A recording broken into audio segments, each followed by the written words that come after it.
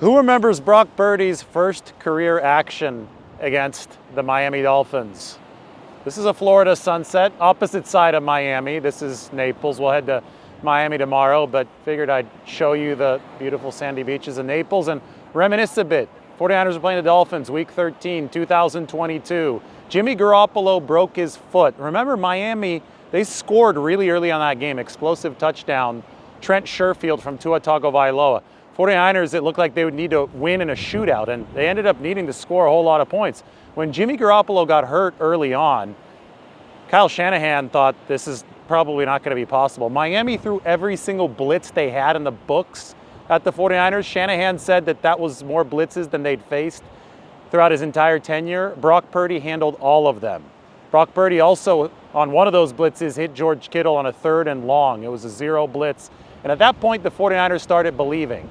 Even after that game, even after Purdy delivered against the Dolphins, they weren't sure if he was going to be able to sustain that level of play.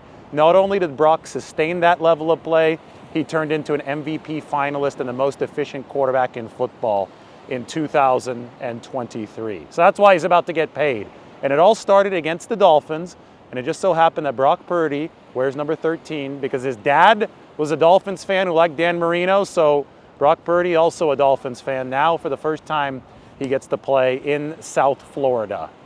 Cool story comes full circle, and that's going to happen tomorrow when the 49ers play the Dolphins. Here's Shanahan on Purdy in that first career start against Miami to set up tomorrow's game. You mentioned Jalen Phillips, he's hurt, but go back to December the 4th of 2022, that fateful day, and that's the guy that got Jimmy Garoppolo on the ground when Jimmy hit his back foot and wanted to get the field goal closer for Robbie Gould, and he stepped up, and then Brock came into the game. And how many cover 0 blitzes did he get in that opening game off the bench? What do you remember about Brock? He came in against Kansas City a few weeks earlier, but to come in, you were down 7-3 in that game. He hit Juszczyk, he came right down the field and scored. What do you remember about Brock's first meaningful playing? I just remember how good he was. I mean, the game that he came into, the duress that he was under, the style of defense we were playing at the time, the amount of blitzes that we had seen, that was probably the most we had seen in the 6 years that we had been here. And at the time he was our 3rd quarterback to come in that year. And so it's not looking very good. But he didn't hesitate, and right away he was making plays. And I knew it was an awesome game. We were so pumped about it. But everyone was down a little bit after because we knew we had a good team. It was so unfortunate to lose Jimmy, which we knew would be for the year at the time.